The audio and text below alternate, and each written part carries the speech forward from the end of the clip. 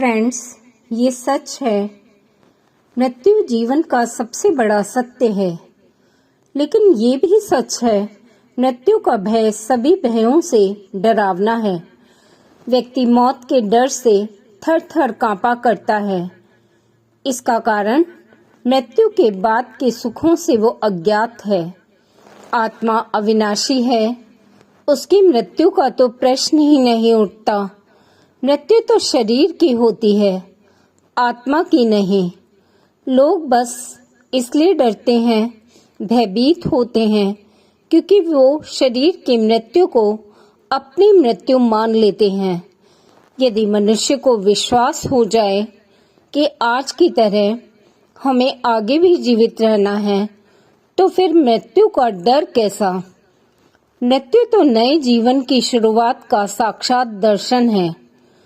नमस्कार, मैं सुनंदी active foundation से क्षमा बंसल इस ध्यान माला में आपका स्वागत करती हूँ।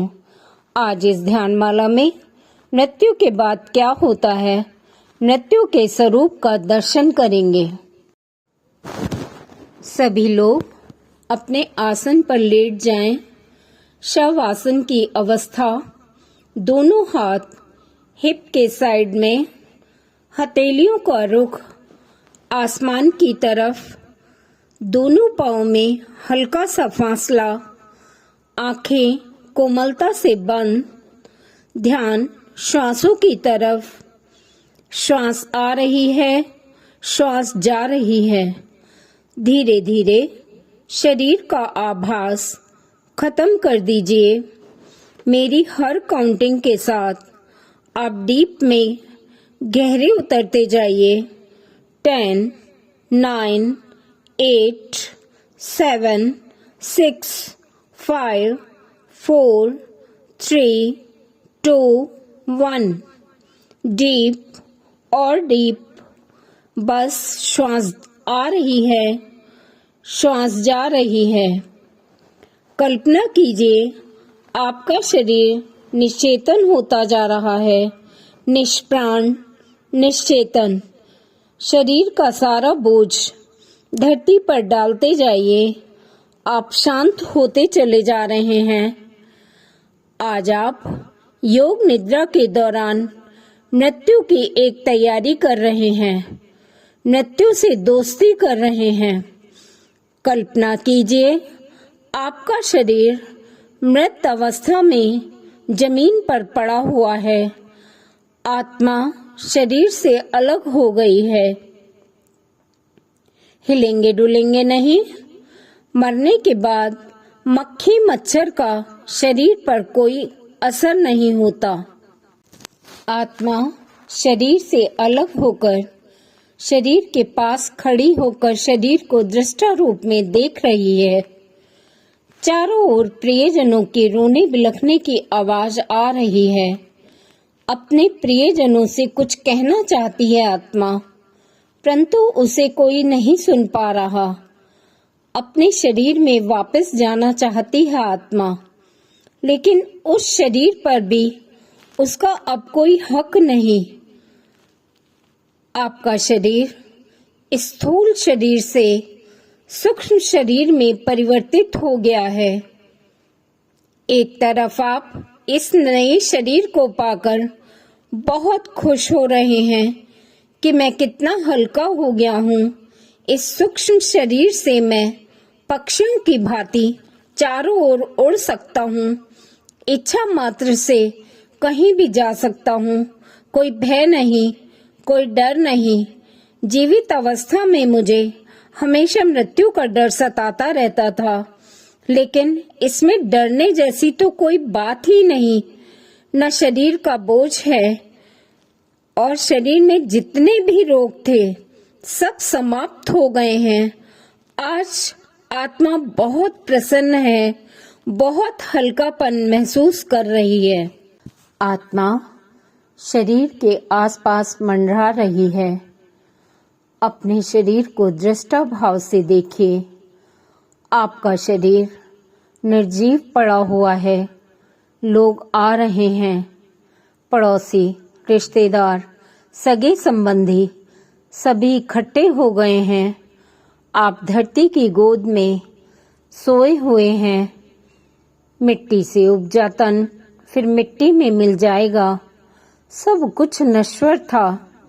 जिन बातों के लिए जीवन भर संघर्ष किया वो आज सब छूट गई हैं। क्या लेकर आए थे और क्या लेकर जाना है, आज सब छूट गया। न ये शरीर मेरा है, न सगे संबंधी मेरे हैं। दोनों हाथ पसारे मुझे पंच तत्व में विलीन होना है। अंत्येष्टि की तैयारी। कल्पना कीजिए, लोग आपको चारों तरफ से घेरे हुए हैं, रो रहे हैं, बिलख रहे हैं। आपके स्नान की तैयारी हो रही है। गंगा जल मिले पानी से आपको नहलाया जा रहा है, कपड़े पहनाए जा रहे हैं, आपके ऊपर सफेद चादर डाली जा रही है। सफेद चादर में स्वयं को लिपटा महसूस कीजिए। आपका शरीर मृत्युशैया से बांधा जा रहा है। मृत्युशैया पर स्वयं को लेटा हुआ महसूस कीजिए। आप मेरे हर निर्देश को सुनेंगे, उसका पालन करेंगे, सोएंगे नहीं। आपकी यात्रा शमशान की तरफ। विधि विधान के साथ 4 लोग आपको कंधा दे रहे हैं।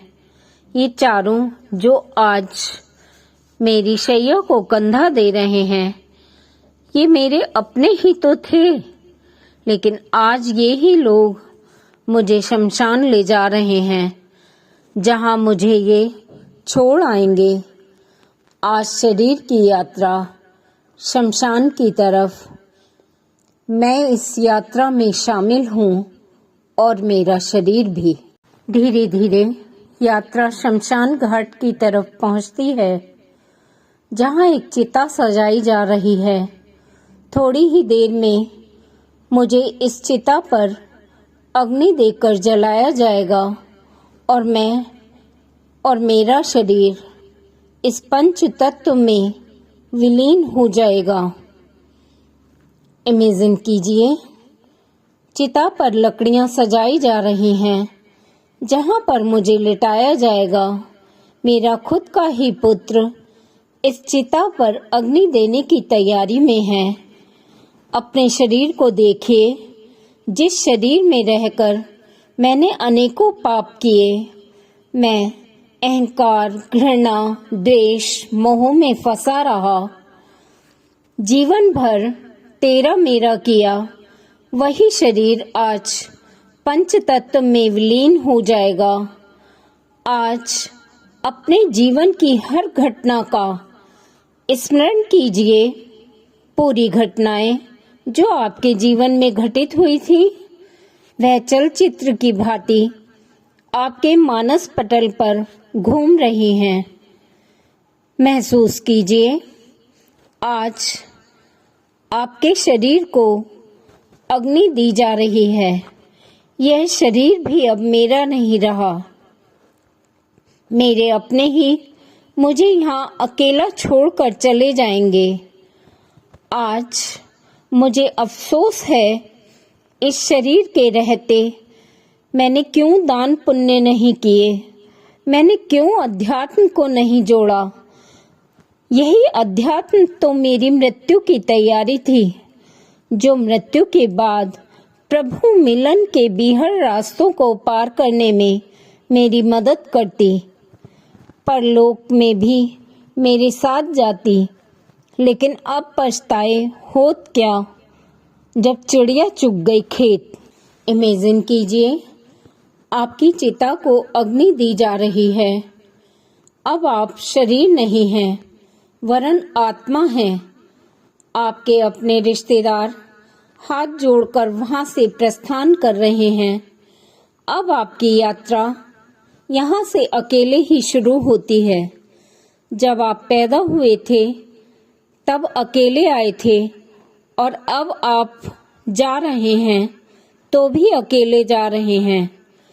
घोर परिश्रम से थका व्यक्ति जिस प्रकार कोमल शैया प्राप्त करते ही निद्रा में पड़ जाता है, उसी प्रकार आपकी आत्मा भी, जिसमें अभी स्थूल कण विराजमान हैं, जीवन भर की थकान उतारने के लिए एक गहरी निद्रा में सो जाती है। अर्ध चेतन अवस्था में आप मेरे निर्देशों को सुनते हुए उनका पालन करते रहिए। असीम शांति का अनुभव अगली यात्रा की तैयारी के लिए, शक्ति प्राप्त करने के लिए आप गहरी तंद्रा में सोए हुए हैं, ताकि आपकी सूक्ष्म इंद्रियां संवेदनाओं को अनुभव करने योग्य हो जाएं। तंद्रा का अर्थ होता है न पूर्ण रूप से सोया हुआ और न ही जगा हुआ। अर्ध चेतना की अवस्था, आपकी आत्मा अर्ध चेतन अवस्था में सोई हुई है। इमेजिन कीजिए, निद्रा से उठने के बाद आप आगे की यात्रा पर निकल पड़े हैं, जहां आपके जन्म जन्मांतरों के कर्मों का हिसाब होगा। आपके कुछ अच्छे कर्म, कुछ बुरे कर्म।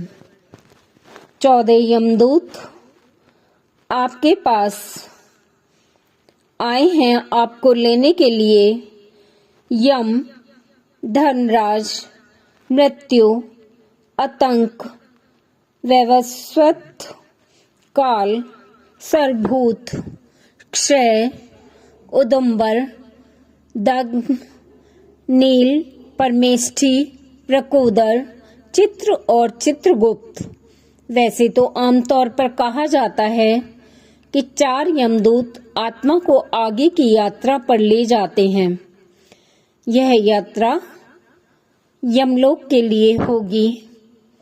आपका शरीर बहुत हल्का हो चुका है, क्योंकि अब मैं शरीर नहीं हूँ, मैं आत्मा हूँ।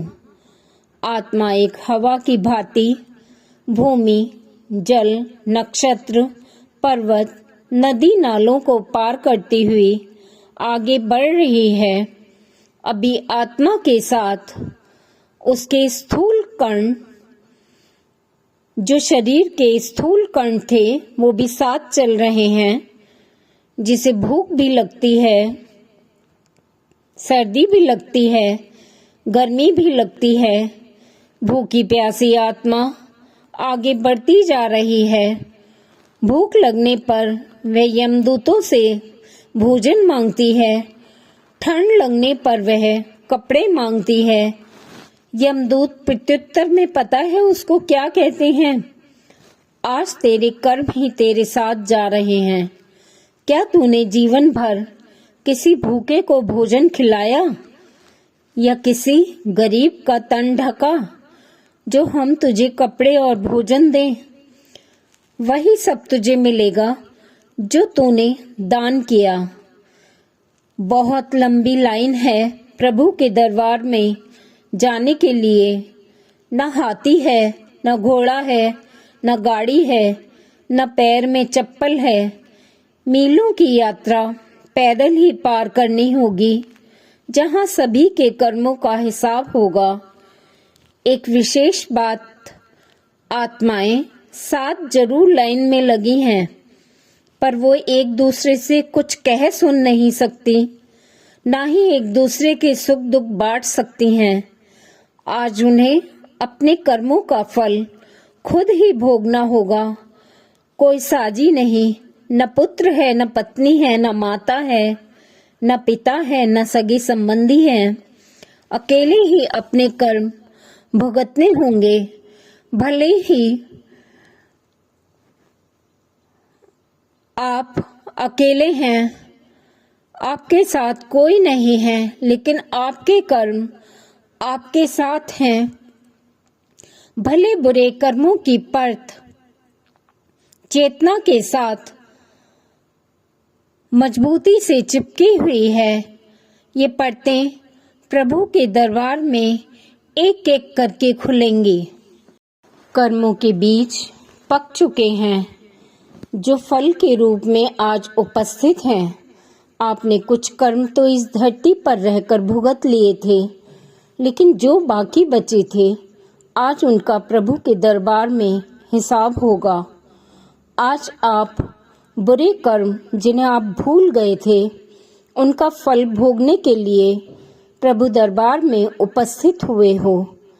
अगले जन्म में आपका आध्यात्मिक जीवन, किया हुआ दान, परोपकार, दया भावना करना ही साथ जाएगी। आज प्रभु भी यही चाहता है, आप बुरे कर्मों का दंड यहीं भुगत लें और अगले जन्म में पवित्र होकर जाएं। आज आप प्रभु के दरबार में अपने कुछ जाने अनजाने बुरे कर्मों का फल भुगतने के लिए कुछ समय बिताएंगे। इसके लिए एक निश्चित अवधि होती है। यदि अवधि समाप्त हो जाती है तो आपको अगले जन्म में भी कुछ दंड भुगतने होंगे। यहाँ कुछ समय अपने कर्मों का दंड भुगतने के पश्चात आपके पाप क्षीण हो चुके हैं, बुरी आदतें छूट चुकी हैं, हर की हुई गलती का परिणाम आप भुगत चुके हो।